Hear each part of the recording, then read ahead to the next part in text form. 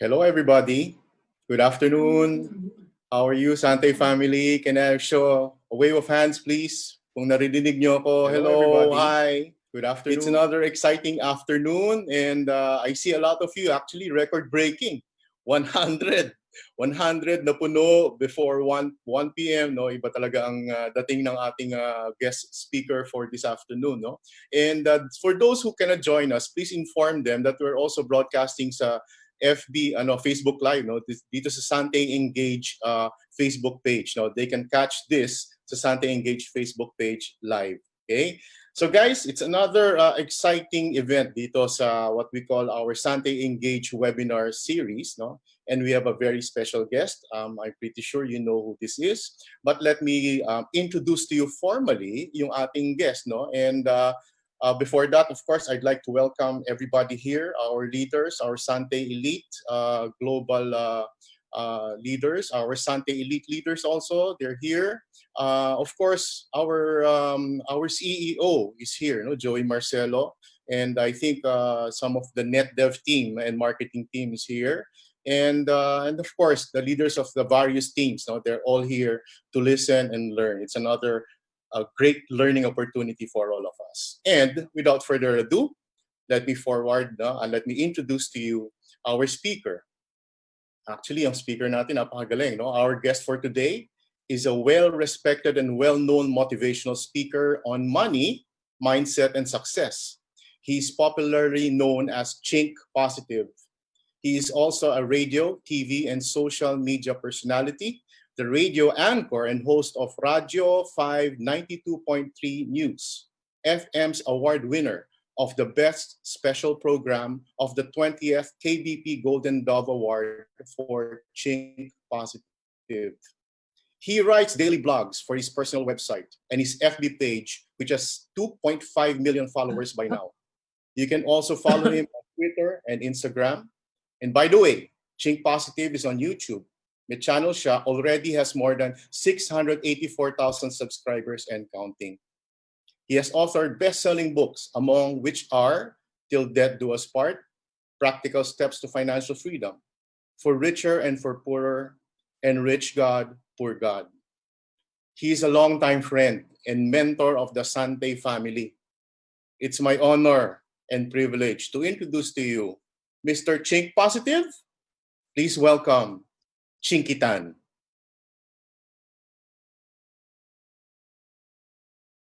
Chinkee? Yan. So maraming salamat po. Thank you very much for tuning in. Thank you very much, Joey, Marcelo, and Paul Kaluwag for inviting me to the Sante family and to this meeting. And I pray and wish that everyone is doing good and great. Sana naman nasa mabuti kayong kalagayan kung kahit nasa man kayong dupalop ng mundo. And I'm pretty excited about our session right now. So Paul, kamusta? Ikaw muna mag-host, ikaw muna interview mo na lang ako. So maraming salamat po. Thank you very much for tuning in. Thank you very much, Joey, Marcelo, and Paul Kaluwag for inviting me. We are adopting to the new norm. We are all, of course, house-based. We are all doing our business from home. And in fact, it's something new. But buti na lang kamo, blessing kasi napakaraming infrastructures that are already in place ng Sante na nagawa namin para nun makagawa ang mga business owners natin ng business from home. No? And actually may mga questions dito, Chinkee. No? Okay lang ba if I rattle to you some questions? No? These are from the distributors. Maybe you can take it from there also. No? Ian, wait. Ito yung mga question, okay? Chinkee, right. Sige, ito. I have a question here, no? This is actually from Erica Santos. Chinkee, how do we influence people to fight fear and anxiety during this pandemic? Alam mo, lahat tayo Ito na lang, let's start with this, no? Lahat tayo ay apektado. Everyone's affected. Some business actually right now are suffering losses. They're bleeding. Because you just imagine, no? Imagine mo, walang benta, pero tuloy-tuloy pa rin ang bayad ng upa, overhead, sweldo ng tao, taxes, tuloy-tuloy yan. May mga iba naman na trabaho na kumikita, di ba, napapasweldoan, they work from home, Unfortunately, they have to suffer a pay cut of 20%, 30%, or some even 50%.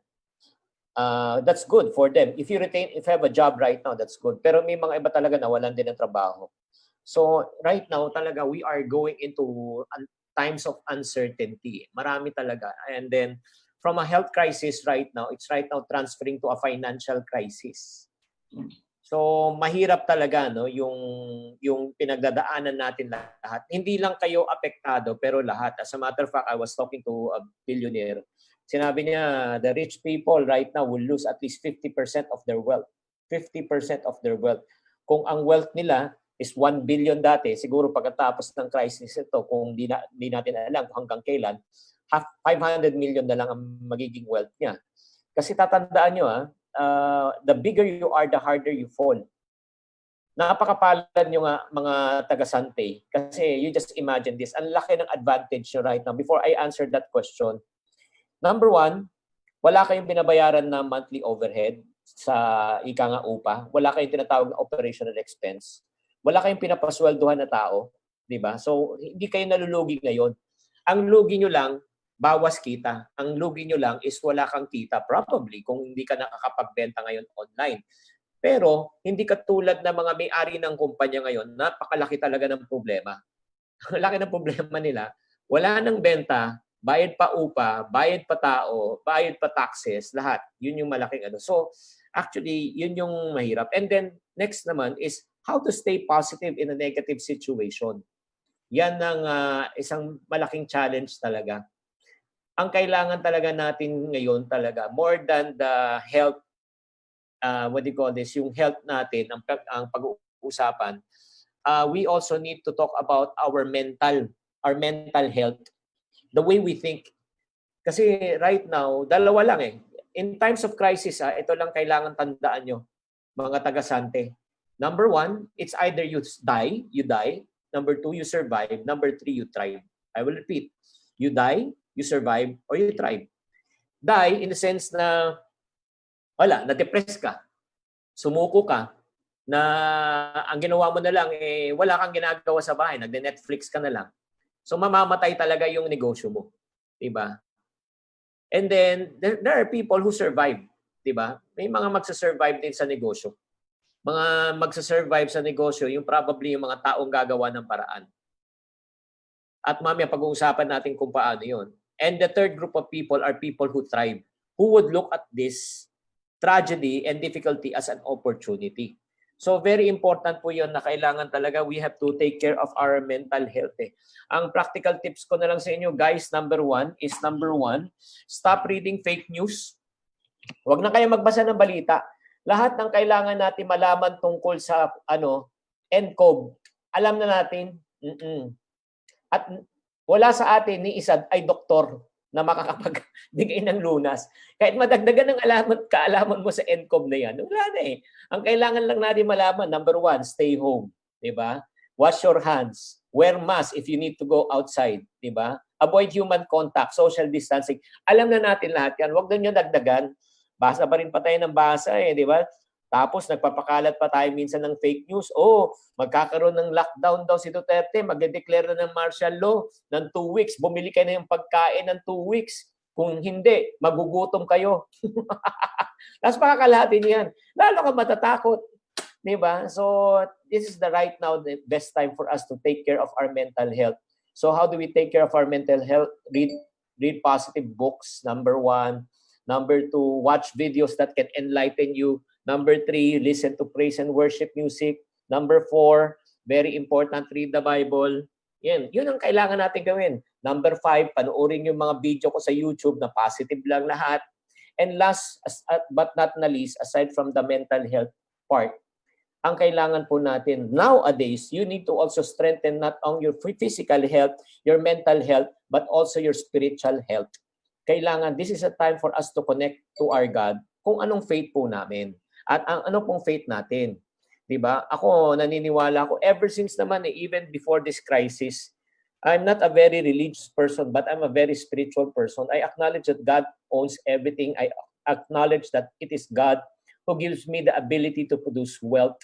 So, kailangan po, lalo pong dapat lumakas ang ating pananalig at kapit sa Diyos sa panahon na ito. Dahil alam po natin, ang Diyos po ay hindi tayo iiwanan at hindi tayo pababayaan. That He will never allow us to go hungry. That He will never leave us nor forsake us, especially in these times of crisis. At the same time, He will provide for us. Diba? Maniwala kayo, wala sa atin ang magugutom. Wala sa atin ang magugutom. Kung yan lang ang iisipin natin. Sige, Paul, that answers your first question. Yeah, thank you. No? Actually, may question din dito. It's related actually dun sa, well, all of us are direct sellers, no? Nasa network marketing nga, eka nga tayo, no? You being a top networker before or distributor before, no? Can you give us practical tips? What will you do at this time, you know, if you're in part of a direct selling business? Sige, that's a good question, no? So guys, kung kayo ay nakikinig ngayon, share ko lang, yours truly is already 55 years old, 55 na ako. Yes, I look like 25, but my age is 55. O walang ko kontra, hawak ko yung mic eh. No, what I'm trying to say, I went through a lot already. If I go back through time, 1989, December 1, coup d'etat. Grabe. Ibang klase talaga yun. Wala, nag-lockdown din talaga buong city. Kasi nga, yun nga, gera na eh. Mayroon ng war during that time. But we survived. And then after that, 1989, naalala ko, 1992, nagkaroon din ng crisis. Oo, may isang crisis din nangyari. We survived. And then in the year, I can still remember, 1998. Oo, 1998 ulit, may crisis na naman, yung Dollar Asian crisis. We survived. In 2008, nagkaroon ng global financial crisis. We survived. So in other words, kung titignan po natin, marami na tayong pinagdadaanan. Kaya for me, this is not anymore new for all of us, especially when we go through crisis. Because again, people thrive during the times of crisis. And then let me talk about right now, how can we adjust? Just to give everyone a premise, I think I have to speak in English because right now I see a non-Filipino. Right? Should I speak in English, Paul? Pwede naman. Pwedeng Taglish. Yeah. Yeah. So for the benefit of those people who don't speak Filipino, I'll speak in Tagalog. No, I'll speak in English. Okay. Many businesses are affected right now, as I mentioned. And in every season, when there's what we call as change, there's what we call as disruptor. If you can still remember in the time when the internet was introduced, Bill Gates once mentioned when he started that if your business is not in the internet, you are out of business. And definitely, he was right. He was true. It's true. It's happening right now. If your business right now is not online, you're going to be dead. If you want to meet people face to face, I don't think it will come back soon. It will take a lot of time. So that's number one. I can still remember during the time of telecommunication, there's still what we call as beepers company, pager companies. You have to call a operator, and then after calling an operator, they will send your message. But right now, it's dead. Why? Because there's what we call as SMS or texting, short messaging system. And right now, you can send a message instantly. So all of those companies died. If you can still remember in terms of form of entertainment, videos like Betamax, VHS, Laserdisc, it's all purely rental during that time. You can rent. But right now, it's dead because it's streaming right now. All of the entertainment streaming already live through Netflix or through other forms of using technology. Taxi companies right now are dead because they did not reinvent themselves. Uber and Grab is killing them. So right now, the virus is also forcing all of us to do something different. So what am I trying to say? I hope that you are open-minded. If you keep on doing the same thing over and over again and expect a different result, you're going to be insane. You are insane. It won't work. So this is the time for us to what? Reinvent. Everybody say the word called reinvent. If you want to survive right now, you've got to reinvent the way you do things. It's either we reinvent or we die. This is the perfect time for you to reinvent. Let me tell you my personal story in terms of reinvention.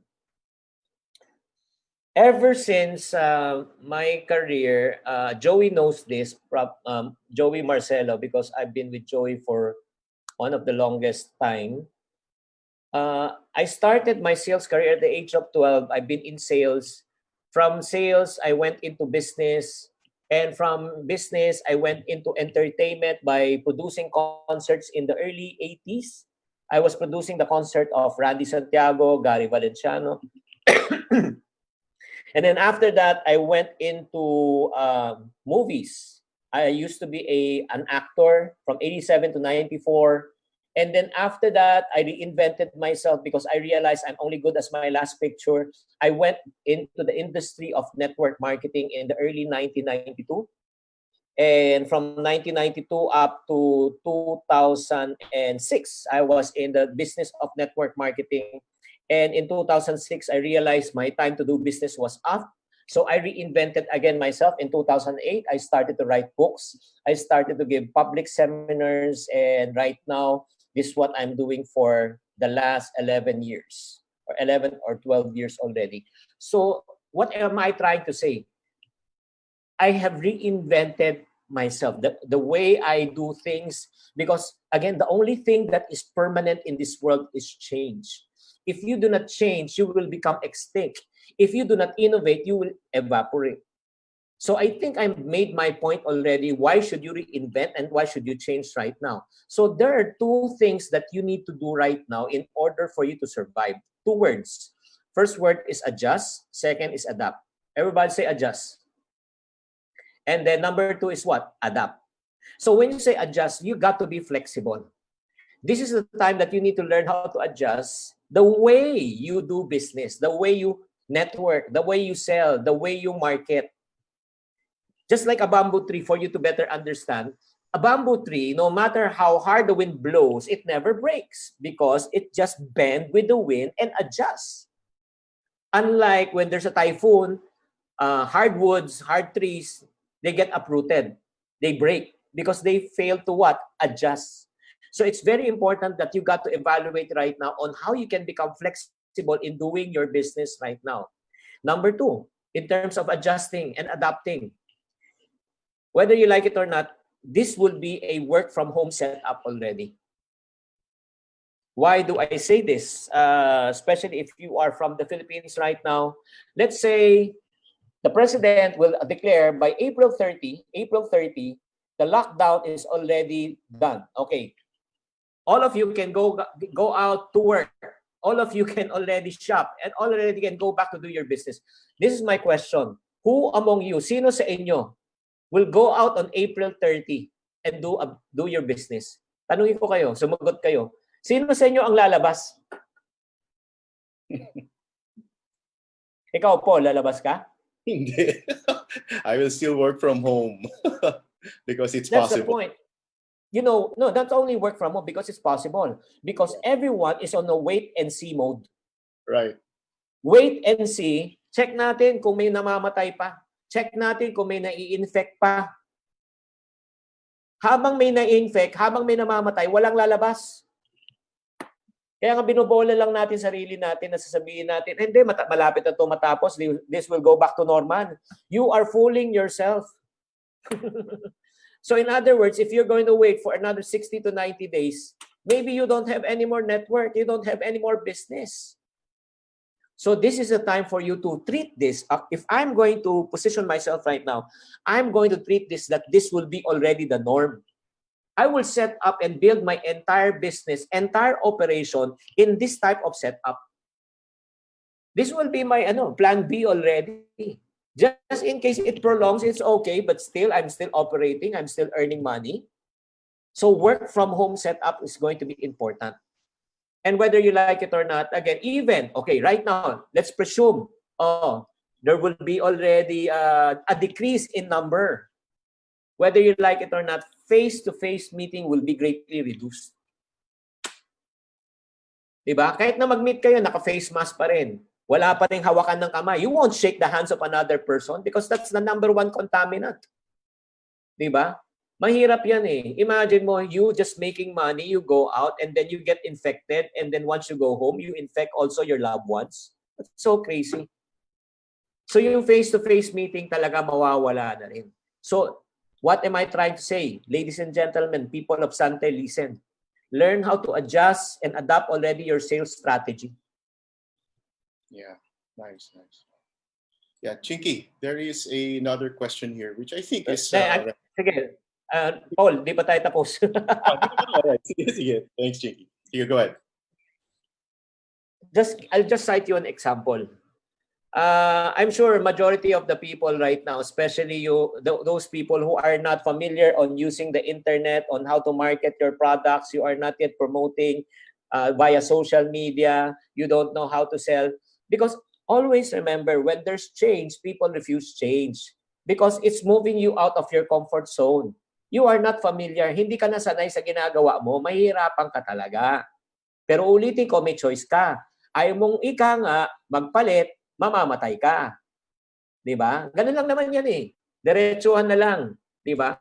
And then okay, let's talk about an actual I've been counseling and coaching a lot of mga businesses. I called my suki sa sa seafood, sa may farmers. So I called her up and I said, "Oh, how's business?" Sabi niya, "Sir, it's bad. My regular sales around 30 to 50,000. 30,000 on a regular day, 50,000 on a good day. Right now, it's down by 80%. We're selling only 6,000 to 10,000 pesos a day. It's not good." So we had a discussion and then I gave some ideas after 10 days. After 10 days, I called her up again. Sabi ko, "How is your business doing?" "Sir, I cannot believe it. Right now, we're selling at least 50,000 regular, 80,000 to 100,000 on a good day." Ulitin ko, dati ang benta niya 6,000 to 10,000 nung after the lockdown and community quarantine. And then may inadjust lang siya sa business niya, it increased daily by 50,000 to 80,000 to 100,000 every single day. The question is, anong ginawa niya? She did only two things. Number one, online, and number two, delivery. I will repeat, online and delivery. So she adjusted her sales strategy. So right now, she's making 50 to 80,000 pesos per day. And I asked her, because what if this lockdowns end and this community quarantine end? Will you go back to your old model? Sabi niya, "Sir, hindi na. I will keep this." Less headache, di ba? So in other words, this is a time for us to adjust. This is a time for you to reinvent yourself. How are you going to market? How are you going to market and sell your products right now online and make use of the delivery system so that you can ship it anytime, anywhere, and any place? Sige, Paul. Yeah, actually tama-tama yung sinabi mo kasi talagang our business owners are all online, they're capable, and we have a very good product and it's deliverable. Kaya tama-tama yung sinabi mo, Chinkee, no? There's a question here actually which is I think relevant also, no? Kasi there are people who were caught by surprise, di ba? Nag-lockdown or nag-ECQ and then walang savings, no? So medyo tight sa budget, tight sa finances. Ang question here is, ano bang tips? What tips can you give to those people who do not have any savings at all? Ano bang masasabi ba doon, Chinkee? Ay nako, talagang mahirap talaga. Mahirap talaga sa panahon ngayon na mawalang pera. Okay, I'll give you probably some of my realization, no, when it comes to sabay na rin yung solution. My top realizations, financial realization when it comes to money because of this quarantine. Number one, it's very important for you to have savings and emergency fund. That's my realization number one. Savings is necessary because you can use it in times of what? Crisis. That's the reason why I want to encourage for those people, and I want to congratulate those people who made money from your company and organization and save money for a rainy day. And your priority is to save money so that you can use it right now. So when you talk about emergency fund, it is crucial for you to have at least 3 to 6 months of emergency fund. When you talk about emergency fund, your monthly expense, water, food, education, rent, electricity, utilities, monthly expenses. If your monthly expenses is 30,000 pesos per month, that's around 90 to 180,000 pesos a month set aside. Just in case something happens like this, you have 3 to 6 months of living expense that you can live on. So what if you don't have the emergency fund? That's the problem right now. So that's one thing, that first thing I realized. Second thing that I realized, your income is not forever. Hindi forever ang income natin. Tama o mali? Parang ayaw sumagot. Siyempre, di ba, parang cheque natin, di ba? Cheque. Ay, alam mo naman, cheque, minsan tumataas, minsan bumababa yan. Depende sa volume ng grupo mo yan, eh. Di ba? Kaya, wag natin sabihin na everyday is Christmas because hindi araw-araw Pasko. Kaya very important po na kailangan po tayo, meron tayong pinopondo. And then third thing that I realized, no, right now with money, your income is limited but expenses are unlimited. Hindi na uubos ang ating expenses. Tuloy-tuloy ang 'di ba? Ang gastos. Kahit lockdown, kahit walang tuloy pa rin bayad ng kuryente, tuloy pa rin ang pagkain, tuloy pa rin lahat, tuloy ang expenses. Simple math, 'di ba? No coming in, everything's going out, mauubos ka. That's the reason why, let me encourage you guys. I hope that this will be a learning lesson for all of you right now. If you start earning and if you're still earning, this is a time for you to be financially prepared. You got to have financial preparedness. At one more thing that I realized in this lockdown, it's so hard to depend on others. Mahirap na umasa sa tulong ng iba. Di ba? Ang hirap, di ba? Ang hirap umasa sa gobyerno, ang hirap umasa sa iba, ang hirap din manghiram sa mga kamag-anak, kaibigan para kang nanlilimos. And then ito pa guys, siguro isang simple realization ko lang dito right now, na pwede talaga tayo mabuhay ng simple at di maluho. We can live simply. We already survived for almost 30 to 40 days without eating out, without drinking expensive coffee, without buying clothes and shoes and makeups and gadgets, without traveling, and we're still alive. Buhay pa tayo lahat, mga kapatid. Dati feeling natin, pag hindi tayo kumakain sa labas, kawawa tayo, hindi tayo umiinom ng kape, kawawa tayo, hindi tayo bumibili ng mga bagong damit at gadgets, di ba? Mukha tayong kawawa. Di ba? Buti pa sila, bumabiyahe tayo, hindi. Nabuhay tayo ngayon na hindi mo kailangan gawin lahat yan. Di ba? So nagets nyo, it made us realize a lot of things. That's the reason why I want to encourage you guys. Na sana naman, kung bumalik na inyong kita, prioritize na talagang about money management. At wag naman sana kayo maging biktima ng mga one-day millionaire. Sa tagal-tagal ko sa networking, for over how many years? 14 years. Ang dami kong taong nakita na talagang one-day millionaire. Nagkaroon lang ng pera, bili na naman kotse, bili na naman ng bahay, tapos ngayon ang daming commitment. Ito, masakit ngayon. This is the painful part. If you have a lot of mortgages right now, ang daming mo binabayarang hinuhulugan mo sa sasakyan, hinuhulugan mong bahay, nako, dito tayo magkakaroon ng problema right now. Ang dami. Believe me, after this crisis, a lot of people will resell their cars. A lot of people will resell their houses, especially if they don't build their emergency fund. But the good news is this is the last part when it comes to finances. If you build your emergency fund right now, you have 3 to 6 months. Kasama yung pagbayad ng monthly amortization mo ng sasakyan. Kasama ang pagbayad mo ng inyong mga bahay, ng mga monthly amortization. Nakasama yung pondo sa 3 to 6 months. Hindi ka mamumblema. Hindi mareremata ang bahay mo. Alright. So, Chinkee, ang sinasabi mo, more or less, no, dapat talaga may 6 months kang buffer, no? At least 6 months, no? Including all payments, all mortgages. Alright. Yeah. Thank you. Chinkee, may question din dito, no? Ito naman siguro dun sa may natatabing konti, no? O may natatabing malaki, di ba? Kasi ang question is, if you are going to invest, is it wise to invest at this time? And if it's, if there is an opening for any investment, which investment would you choose at this time? Ay, nako. Guys, this is the best time for people who are financially prepared. This is the time where you can make a lot of money. Why? Number one, let's talk about the stock market. The stock market is down by 30 to 50%. All the stock prices right now are on bargain. Bargain siya. Imagine na lang ganito. What if I'm going to sell you this iPhone? Itong iPhone na ito, I'm going to sell you this iPhone. 75,000 to, I'm going to give it to you at 35,000. Will you buy it? Of course, kasi you can resell it immediately and can make, sell it at 50,000, can make 15,000. That is exactly what's happening in the stock market right now. But if you want to buy in the stock market, let me give you unsolicited advice. Kung let's say if you have 100,000 and you want to purchase, divide it by 4. Divide it by 4. 25%, 25,000, 25,000, 25,000, 25,000. So buy right now, anytime, buy it at 25,000 worth of the stocks that you want. What if it goes down? You buy again. What if it goes down? You buy again. In other words, saluhin mo lang.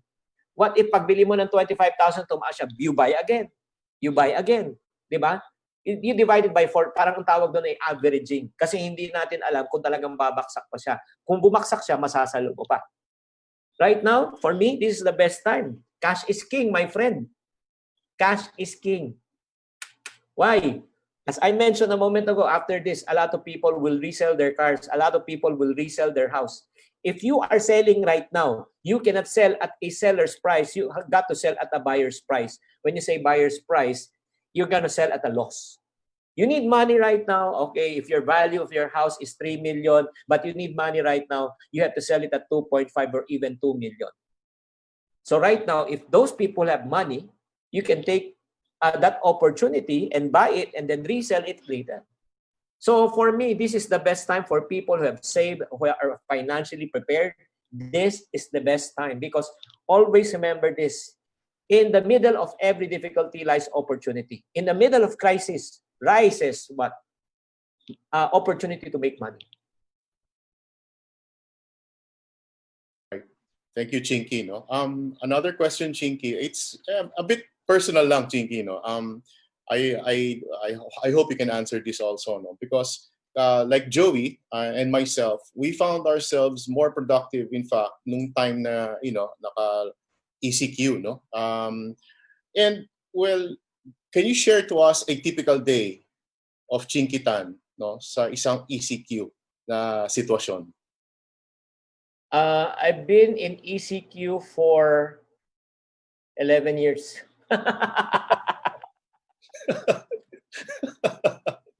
Seriously, you know why? Because ever since day one, I set up my entire operation from work from home. I have 40 virtual assistants working under me. They're all work from home.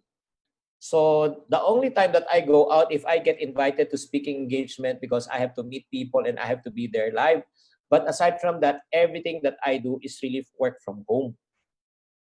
So that's the reason why it's not really an adjustment on my end. And the reason why I want to work from home, like for example, number one, I get to save on traveling time. You just imagine if you have to go to work, that's around 2 hours to go to one place and 2 hours for you to go back. That's around 4 hours per day. A typical employee, in terms of waste their time, that's 4 hours times 20 days. That's 80 hours per month divided by 24. That's around 3 days in a month. You are traveling times 12 months. That's around 1 month in a year. You're inside the car. You're inside the vehicle doing nothing because you're traveling. It's wasted time. So right now, you can maximize the 4 hours to other productive time. It's a proven fact. An employee is only effective in a day, an 8 hours work, they're only effective 1 to 2 hours. 1 to 2 hours lang. You can get only 1 to 2 hours of quality time from them. So you just imagine yung travel time ba? Sobrang kaya nga, after this 1 o'clock meeting, I have another live event at 3 o'clock. After 3 o'clock, I have at 5. After 5, I have an 8. You just imagine if I have to travel. But right now, there's no traveling time. I can do 10 10 what we call seminars in a day, which before I can only do 2, maximum of 3 in a day because I have to travel from one place to the other. So right now, you just imagine you building your organization, building your network, training your team right now. You can be right now in the Philippines, you can be in Zimbabwe, you can be in South Africa, you can, without paying for travel, what do you call it? You don't have to travel, you don't have to pay for visas, you don't have to pay for plane fare. You're building your entire business and network from home. That's really an amazing thing. That's what actually we've been doing this already since 2000 and I can still remember 2001. But unfortunately, there's no video call during that time in 2001. We call it three-way calling.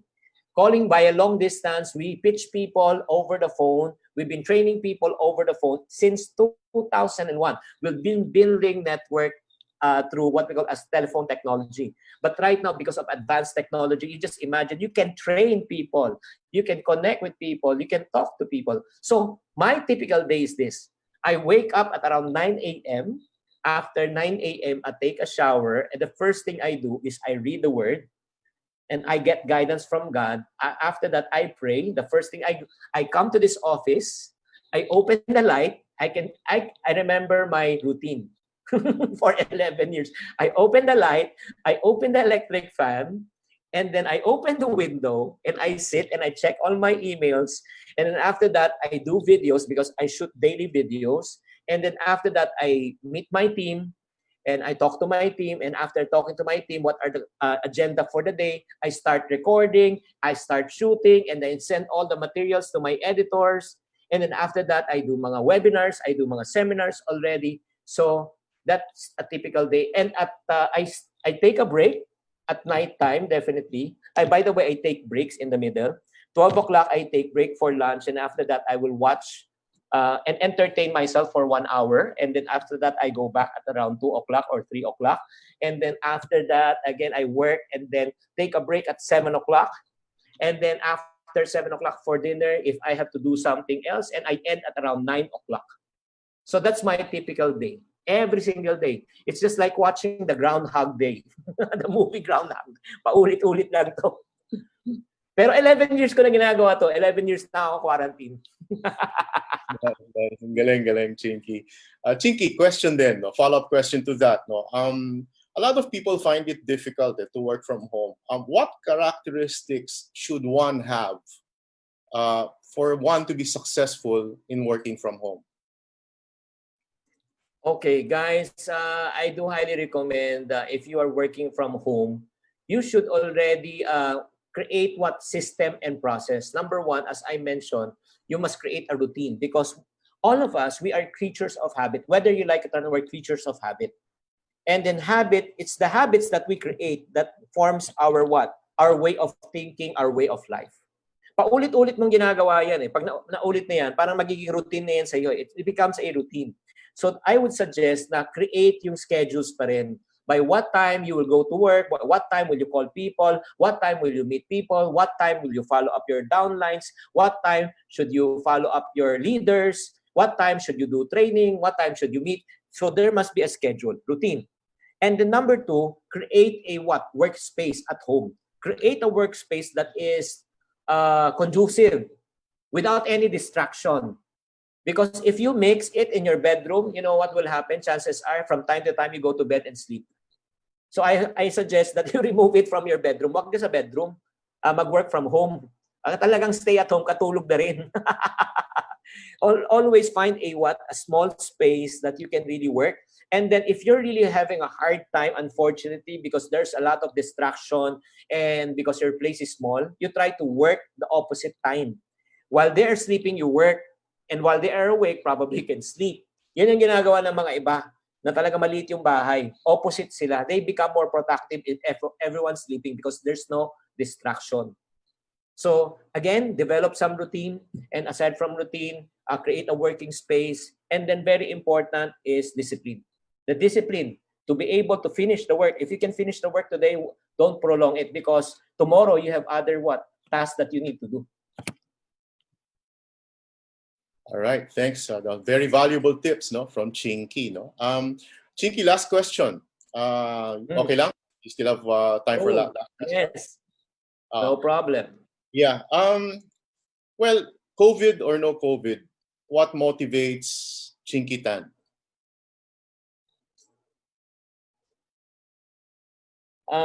Joey knows this. You know this. I'm a very driven person. I'm a very driven person. Driven person not because I want to prove something to the world. Don't have to prove anything to anyone. The reason why I'm so driven for the things that I'm doing in life, no, I just don't want to brag. Ayoko magmalaki dahil maliit po ako. Lahat ng pinasukan kong negosyo ay talagang successful. Nung ako ay nagne-network marketing, multi-level marketing ko, lahat ng MLM na pinasukan ko, parati akong number 1. Hindi naman sa ano, kasi focus talaga ako. I always have a mindset. If I'm going to do something, it's either I do already, I give it all, or I don't do it anything. I don't just do, I just don't need to do it. It's either I give everything, or I just don't do it. Parang ano ba, ang attitude talaga natin dapat sa buhay. Pag naglaro ka ng game, di ba? You play the game. You play basketball. Anong attitude mo? Sana wag matalo, sana wag matalo, sana wag matalo, sana wag matalo, sana wag matanggap. Ay naglaro ka pa, talo ka na. What's the goal of a game? The goal of the game is to what? Come on, talk to me. Is to win. You don't play to avoid losing. You play to win. You don't go into a business, sana makabayad ng kuryente, sana makabayad ng kuryente, sana mabayaran ko utang ko. Ay, yun lang, survival lang. Ay, trabaho ka na lang, sa-survive ka. You go into business for you to become successful, for you to become wealthy, for you to become rich, for you to earn unlimited income. Kung satisfied ka na sa 15,000, 20,000 na commission mo, magtrabaho ka na lang, pinapahirapan mo pa sarili mo. Dito, we build our dreams. Ang goal mo, hindi 15,000. Ang goal mo, from 15 maging 30. From 30 maging 60. 60, 120. 120 to 40. Because the income is unlimited. It's dependent on the time, effort, and your commitment that you have given in the business. And that's one thing eh. Ito yung kagandahan of about free enterprise and about this business eh. Okay, guys, listen. Gusto nyo kumita na malaki? Yes or no? Sumagot kayo. Kung gusto nyo kumita mga malaki, you give more value. The keyword is value. Everybody say value. When you talk about value, example, janitor ng 12 hours nagtatrabaho, 10 to 12 hours, sweldo niya 15,000 a month. Mismo yung CEO ng kumpanya. CEO ng kumpanya, same company. Sweldo niya 150,000 a month. Parang hindi fair. Yung isa, ang sweldo 15. Yung isa 150. Bakit ganoon? Napaka-unfair. The reason why 150 ng CEO is because the CEO gives more value to the company. I'm not saying that he's not valuable, but the point is he adds more value. So what am I trying to say? People are only going to pay you based on the value that you provide. So the more value you give to people, the more you get paid. So my challenge to all of you, sana mag-change ang mindset po talaga natin. Mag-change ang mindset talaga natin. I'm so driven because I know I can give more value to people. That's the reason why I don't feel bad if I make $1 million a day. Why? Because I know I give more value to people. And one more reason why I'm so driven, it's not because that I only want to become wealthy and rich. Kasi I know there's a purpose for everything. Pakinggan nyo to, huwag kayong sanang mawala sa sasabihin ko. Who among you want to be blessed? Taas ang kamay. You want to be blessed? Do you want to know the purpose of blessing? Yes or no? The purpose of blessing is for us to become a blessing to others. Tayo po ay pinagpala para maging pagpapala sa kapwa. Tayo ay binigyan ng oportunidad na kumita dito sa kumpanyang ito, sa negosyong ito, para ikaw ay maging pagpapala sa ibang tao. Ganun din sa akin. Kaya nga, I don't see any problem making $1 million a day. Alam mo bakit? So that I can give 900,000 away. Mabubuhay naman ako sa 100,000. Di ba? Hindi ko naman kailangan ng 1 million. Kahit 100,000 lang yun, 900,000 pamigay ko na. At alam ko lahat po tayo ngayon, nakikinig ngayon dito. Marami tayong mga taong tinutulungan. Marami taong umaasa rin sa atin. Hindi lang pamilya mo, kundi mga kamag-anak nyo, kaibigan nyo. Kaya nga dapat driven tayo eh. Driven tayo for success. Don't settle for less. Huwag mo sabihin na mabubuhay na ako, okay na ako, konti. Okay lang for you to be contented, guys. Ito yung last. It's okay for you to be contented, but you should not be satisfied. Because if you are contented and you are satisfied, you are selfish. Selfish ka. Bakit? Iniisip mo lang kasi sarili mo. At least kumakain ako 3 beses ang araw. At least okay ang buhay ko. Eh paano naman yung mga taong gusto mong tulungan? Paano sila? Paano mo sila tutulungan kung sapat ang kinikita mo? That's the reason why I'm so driven. Na hindi magets ng tao to eh. Hindi magets ng tao ito eh. Chinkee, ang dami mo na negosyo, ba't mo pang gusto kumita? Eh kasi may 40 akong pinapasweldohan. 40 tao. 40 pamilya yun. Pangalawa, meron akong magulang na sinusuportahan. May mother-in-law ko sinusuportahan. Buwan-buwan yun. Si Papa nagda-dialysis 3 times a week, 12 times a month. 10 years na. Paano madadialysis si Papa kung walang pera? Paano yung mga kaibigan ng mga kamag-anak ko na bigla na lang nangangailangan? Paano naman yung church na gusto kong tulungan? Paano kung tutulungan yan kung wala ako mismo ko? That's the reason why, huwag nyo na isipin. Huwag nyo na isipin na, pwede na ako, okay na ako. Huwag mo isipin sarili mo. Ang isipin mo yung iba. Nagagamitin ka ng Panginoon, nagagamitin ka ng Diyos, na daluyan ng kanyang pagpapala. Kaya that's the reason why we should be driven. Gets nyo? Pag maintindihan mo yung naintindihan ko. Kaya nga nasabi, Chinkee, but, di ba, nung umalis ako sa networking, akala ko end na yung career ko, tapos na. Wala. Eh, ngayon, yung kinikita ko ngayon per day. Kinikita ko per day. Di ba? Wala na. Compare sa dati, talagang sobrang malayo. Kahit nga ngayong tong lockdown itong lockdown na ito, God is good talaga. God has been providing. Yung iba negosyo apektado, pero but still God is good. God has been providing for what I'm doing. Kaya nga I want to challenge all of you. Don't settle for less. Be contented. Be contented with whatever you have today, but you should not be satisfied because the good days are not behind us, but the good days are ahead of us. Okay, Paul?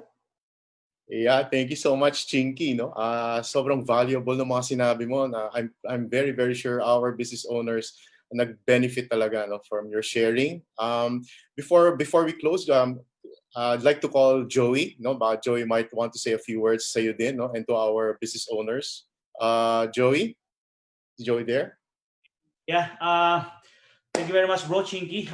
This is such a wonderful afternoon. Dami ko na I don't know. I hope yung mga partners natin nag-take notes I've learned a lot from this afternoon training with Chinkee.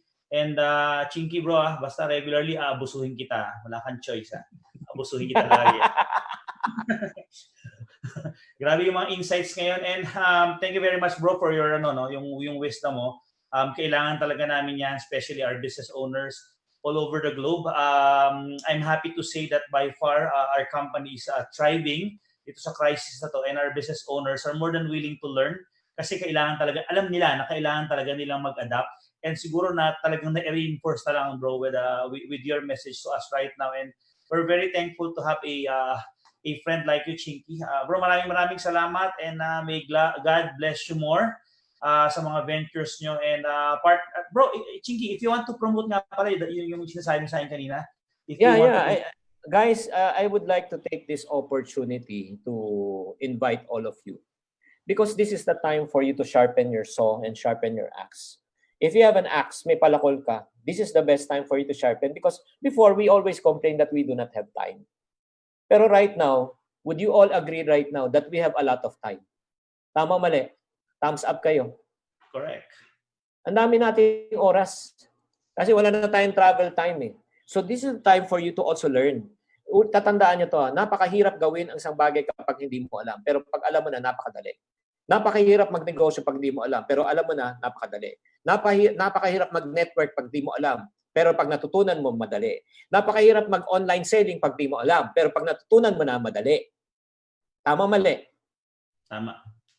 So right now, ito yung time na I would like to challenge you na talagang to learn. And I'm really so thankful and grateful. Let me tell you the secret of mine. Ito yung last secret ko. I will not be the person that I am today if it wasn't for a mentor. And alam naman ni Joey yan sa ni Paul yan eh. Kung ang networking is copy me business, ako rin copy rin to. I will not have a career right now in public speaking if it wasn't for this person by the name of Francis Kong. Si Francis Kong po. Francis Kong is the one who taught me on how to communicate, how to speak in public, how to write books. So in other words, lahat ng mga natutunan ko ay nanggaling sa kanya. That's the reason why ito yung good news. This coming April 18, Saturdays, mark it on your calendar, 9 p.m. to 12. Private group to, Facebook Live, private group. Pero ang good news, you can watch this via replay. Me and Francis Kong will come together in a seminar. It's called the best financial year ever. The best financial year ever. How can you create your best financial year this 2020s despite of the health crisis? So my end, I will teach you on how to create a template. Hindi ako magsa-seminar, Joey. Paul, hindi ako magsa-seminar dito. Ang gagawin ko workshop. Kasi ayaw ko ng tama na info. Sa totoo lang, we're so overloaded with information already. It's not anymore information. It should be application. So in this session, in this course, na gagawin ko, I will teach you on how to create your short-term, medium-term, and long-term financial goal. Create a roadmap para tapos na. Yung parang, okay, by the age of 20, kung 20 ka ngayon, o ano dapat short term mo, 5 years from now, tapos medium term, 20 years from now, o 30 to 40 years from now, ano mangyayari? Alam mo na, may pa-plot out mo na. So that's number one. That's what I'm going to teach. It's more of financial planning. Application workshop siya. Number two, si Francis naman will teach naman about mindsetting. How to become the best person that you can be, your best version ever. So he will talk about the right attitude, the right mindset in order for you to become your best version of yourself. Ito ay mangyayari from 9 p.m. up to 12 midnight. Again, the good news about this session, may replay siya for 30 days. Kung hindi mo mapanood, makatch on time dahil may gagawin ka. Pwedeng paulit-ulit na panunuorin mo. Now, next question. Magkano yung investment? FYI, alam na naman to, Joey and Paul. If you attend Francis Kong seminar, it will cost you a lot of money. Hindi bababa ng 10,000 per head yan. But right now, we have discussed because of this quarantine. So we priced lower at 2,598 per person, 2,598. Pero may good news. We want to help more people. That's the reason why ang gagawin na instead of 2,598, tatanggalin na namin yung 2,000. 598 na lang per participant. 598 pesos. And the reason why we want to charge right now is because we want also, pag binigay namin free yan, walang value. That's the reason why we want to know kung sino lang committed. For those people who are committed, all you need to do is just go to the site chinkitan.com/best. Yun, you can enroll right now, chinkitan.com/best. And then, once you enroll, you can get in already, and then we will formally start on April 18. I encourage you to bring your network, your downline to join this session kasi magbabago talaga eh. Number one, alam mo, ituturo ko talaga is to save up for emergency fund. Para hindi kayo mahirapan, natatawag sa mga downline nyo pag nagpapamiting kayo. Ups, hindi ako makapunta eh. Wala nang pamasahe.